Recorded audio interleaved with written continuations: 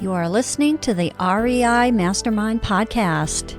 Join JD as he chats with industry-leading real estate experts and professionals. We learn from their experience and uncover the strategies to their success that we can implement into our own businesses, and we can drive immediate results today. They share their experience and wisdom as we build a foundation to our own success. This is the REI Mastermind Network. So Eva Yazhari on the call, and Eva has written a book called The Good Your Money Can Do. And this is something that I think is really especially of interest and important because I actually, in real estate investing, and we've talked about this time and time again, and just a few episodes ago, I had on Rod Cleef, and Rod and I spent a good 40 minutes talking about goal setting and everything. But I don't think we, as a lot of real estate investors, have sat down and planned this out and thought about how our money and how the good it can actually do. I think that's actually as important as anything else. So I really appreciate you being on the show. I'm really happy to be here, Jack. It's such a pleasure to be with you. And also, as somewhat of a real estate investor myself personally, I have been able to think about what makes real estate an optimal sector for doing good with your money. And I'm looking forward to unpacking that with you. Yeah. So make sure everybody check this out. Her podcast has a podcast. It's called the Beyond Capital Podcast. So I'm sure you delve into this quite often there. And I know you have real estate investors that cycle through there on occasion and have some great conversations. But go to thegoodyourmoneycando.com. Great domain name. And then the book is also called The Good Your Money Can Do. So head over to Amazon for that. But first of all, I'm always curious, like, what made you decide to write a book about this topic? Yeah, great question. Well, I worked on Wall Street, and I was working on Wall Street during the subprime mortgage crisis. So I don't know how that's played into your conversations over the years, but was certainly an event for me, and is actually a topic an anecdote that I share in the book. But I was very fortunate to advance in the hedge fund business, get to spend a lot of time with what we call activist hedge fund managers, those that kind of rattle the cage, almost kind of corporate raider types. And I thought a lot about what more money could do and how, frankly, the best thing that money can do is good. And so I actually left Wall Street to try to figure out what that meant for me, and ended up starting a venture capital fund that I've been running for the past 12 years. But I was basically living in two worlds. I was living in the world of VC, where I had an impact component, the social impact component to my work. And then I was living in the world of, my friends, professionals, whoever they were, whether they were finance or doctors or lawyers or consultants. And I could see that there was no connection between my friends and my kind of social networks and then my professional networks. And my social networks had no clue how to align their values with their money. And so I wrote this book to inspire readers to think about their money as a force for good, to find a way to clean up their money. I mean, we've lived in a world where we're cleaning up everything, what we eat, maybe even our cleaning products at home. We've never really thought about our money. And I think when you start thinking about what more your money can do, the good your money can do, you can apply it to all different sectors, including real estate. Sure. Well, you just mentioned values. I actually think that is something that is a particular interest. Like, I don't think people have taken the time to actually sit down and define their values and then apply that towards their investing. Yeah, Jack, it would take us all an hour to sit down with a piece of paper and start that process. And as a hard-nosed investor, I would also say that it would enable a more systematic approach to the good our money can do. It wouldn't just be, oh, my friend asked me to contribute to this cause. It would be, wow, I know that opportunity zones are a great place to get started with my real estate portfolio. And I know somebody actually that runs an opportunity zone fund. And so I'm going to go talk to that person and align my values more with my money if, those stated values happen to be in line with, what the fund is investing in. So I think really it does start with the process of defining your values, maybe asking yourself, how are you brought up? What were some of your family values? What are even some of your biases that you're working on today? And how can they be incorporated into your money as a way to express those values? Mm-hmm. So are you saying that only the way you're investing your money, but, see, what I'm trying to get at is that in most scenarios, like we've been trained and we've been talked about, whether you're investing a 401k or an IRA, you kind of put your money in there, kind of set it and forget it. In most cases, I don't know what companies are a part of that portfolio, let alone, there might be companies in there as a value I might not approve of, but I'm just kind of blindly throwing it in there. Is that kind of one of the aspects? Yeah, well, I think everybody who listens to this podcast could resonate with the fact that we care about our career. We care about our families. We care about our consumer choices. We stick to our values in those areas. And we typically know our worth, but we don't really think about it when we think about our money because we're taught to save, spend, and invest. And that's it. As you say, set it and forget it, which is, it's a great strategy for wealth building, for wealth preservation over time. Because, in the end, markets do tend to rise in the long term. But ultimately, I think what you do miss is that your money may not be aligned with your values. And you might wake up one day thinking, whether it's the climate emergency or whether, you want to see a world that's more representative of everybody on the planet, you might wake up one day and realize that your money is not aligned with your values. And a couple examples of that include, as you rightly pointed out, companies in your portfolio that may be harmful to areas that you think should be better impacted, but also where your money sleeps at night. So in my book, we talk about where your money is put in a bank and then where it might be loaned out could actually be antithetical to your values. And I personally have kind of gone down the research path of understanding where money can be lent in more local communities, or even to real estate projects that are local rather than at a massive scale to big companies that probably aren't fully representing what we all care about as basic and kind of normal citizens. Well, when I was looking through your book, one of the chapters here that what I think you're leading to is even now, it's probably going to even be amplified. Chapter 3 is called The Moral Imperative of Doing Good. I mean, there's a moral obligation there in order for your investing. Yeah, I mean, I think where we are in the world today, I think climate change is probably number one. It's happening. And the reality is we do have a moral imperative to invest in a way that helps to stop it. I mean, I have children, and I think that one of the best motivators is to ask investors to think about the world that they're leaving for their kids. But one of the most exciting opportunities of the good your money can do is that it is not a trade-off with financial return.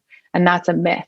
So there's pretty much every single asset class that you want to invest in. And again, knowing this is focused on real estate, there are many opportunities where there can be similar yields, similar returns to what investors are getting on perhaps less impactful opportunities. So just kind of coming back to the moral imperative, I think it couples really well with an opportunity. And I'm a glass half full person. I tend to shy away from the problems and really only focusing on the problems. So I flip that coin really quickly. But I also am very grateful for my own personal upbringing, my privilege, and where I am today. And I do believe that I have the responsibility to do good with my resources. Yeah, and I want to make sure that you don't feel limited that we are talking on a real estate investing podcast, because It's just been one of my personal battles. I feel like as real estate investors, we get very hyper focused, we get blinders on, and there's a bigger part of the conversation when it comes to our finances that we need to be a part of that conversation. We can't limit ourselves either. Yeah, I couldn't agree more. I think, well, first of all, one of the premises of my book is that wealth is more than money. Mm-hmm. It's not just your money. It is your relationships, your voice, your social networks, your resources that go beyond money. Maybe it's your skills that you have. And I think that using the framework of what I call conscious investing is thinking about how you're using all of your resources to align with your values. And so real estate investor or not, that's a very powerful thing to do, to wake up every single day knowing that you are fully walking the talk.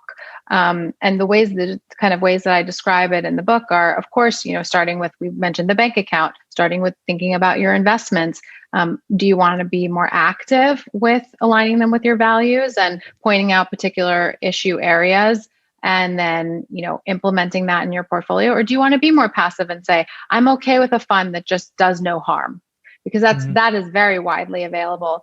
But then stepping outside of your money, there is your consumer choices, your active citizenry, if you don't agree, or you're even just voting and using democracy as a verb, quote unquote, which is a quote from a family member of mine that was in politics for a number of years. So in general, I think the whole life strategy is really the mindset shift that happens that starts to open up so many possibilities. And as an investor myself, when I brought in concepts from other disciplines and became a little bit more creative with my approach, it really influenced my investing as well. So I couldn't agree with you more that thinking of outside of the real estate box is very important for investors. Mm-hmm. Well, it's one of those things that between, everybody who listens to the show has heard me not only praise Rich Dad, Poor Dad, everybody has read that book. Love that. But Go Giver. If you've ever read Go Giver, that's another one of these books that basically talks directly to what you're saying, is that, and I don't think we spend that time, now that I'm even talking to you, is like the first time in a while that I've considered that it's just not the money that we can invest in, use as an investment, but our time and resources and skills is also an investment, whether it's in your community or whether it's towards an organization or a cause.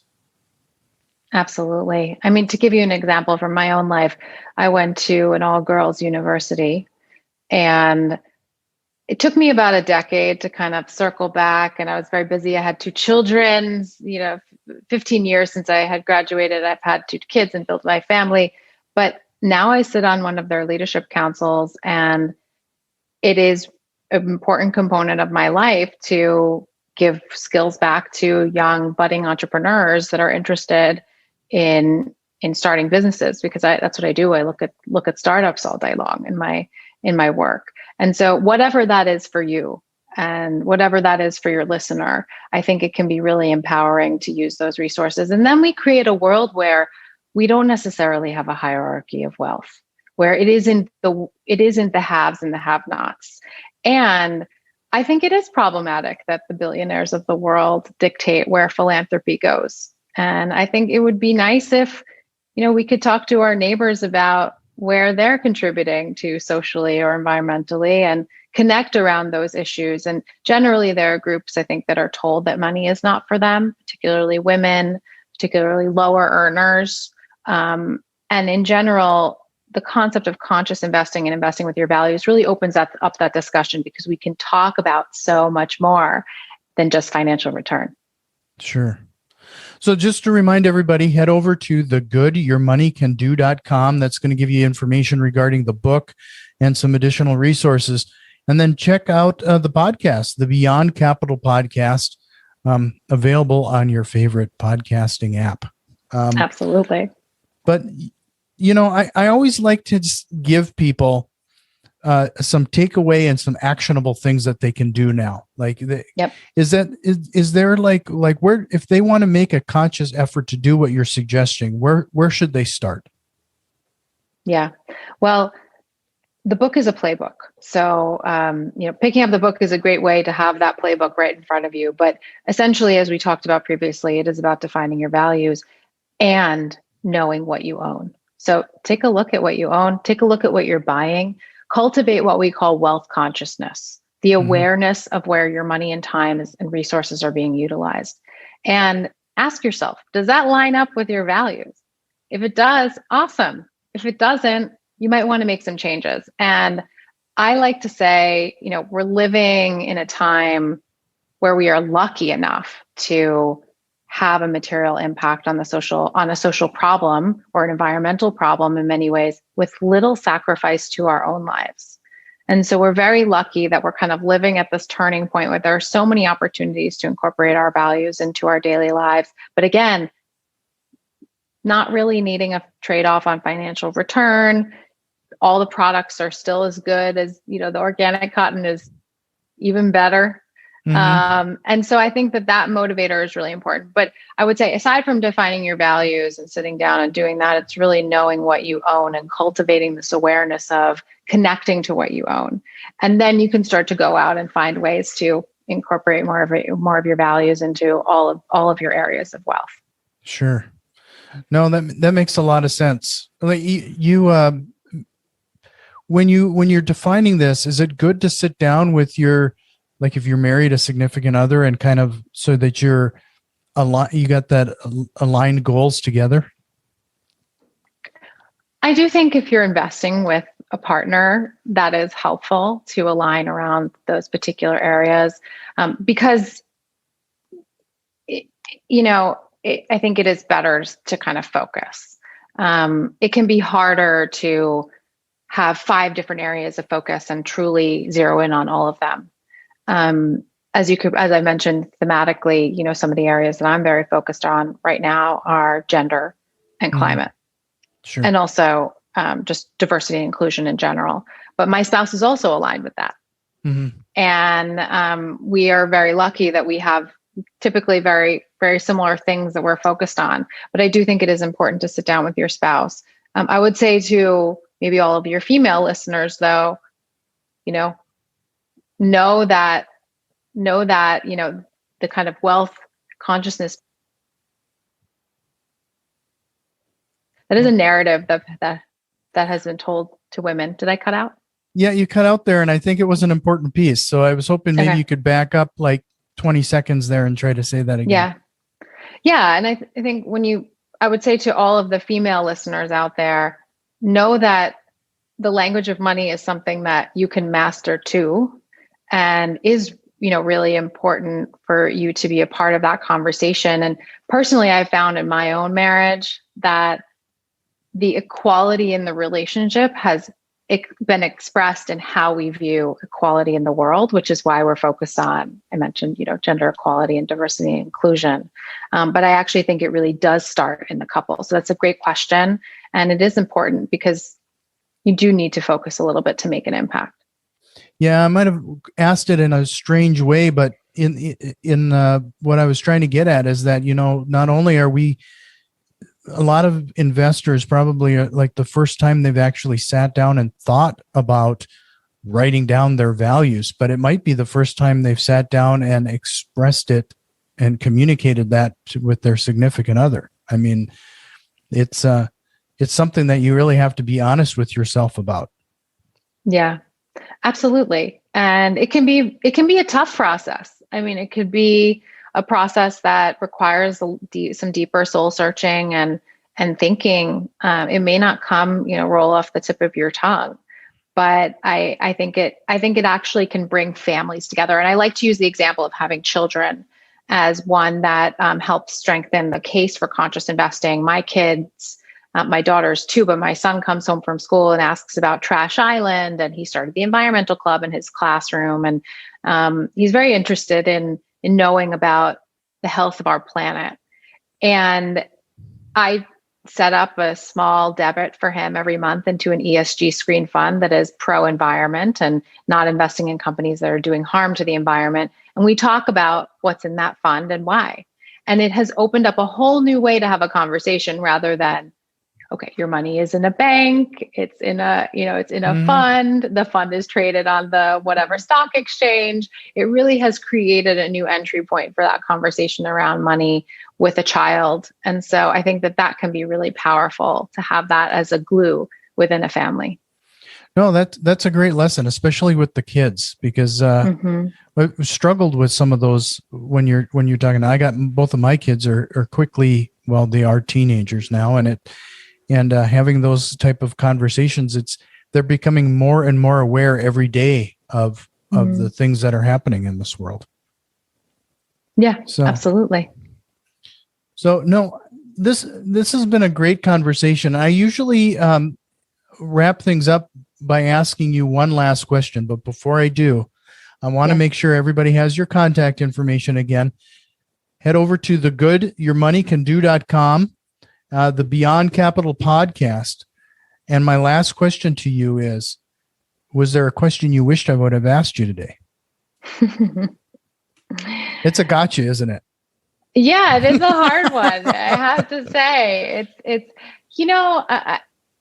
I think really, I guess the question I like to answer is, what's the biggest lesson I've learned through this journey? Like, what's the most powerful message for me? And ultimately, it's that no investment is neutral. It's that everything we do, this is a simple and poignant statement, but everything we do has a positive, a negative, or negative impact. And real estate or not real estate, when making an investment, thinking about all stakeholders is the key to this.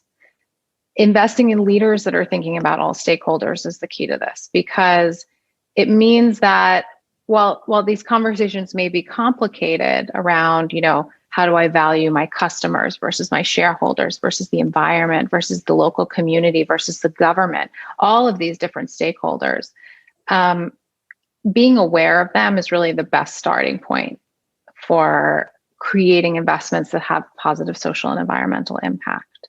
And so for me, that's been the most powerful messaging in making my money more consistent with my values and cleaning up my money or detoxifying it, however we want to say it. But it's really that no investment that we make is neutral. Sure.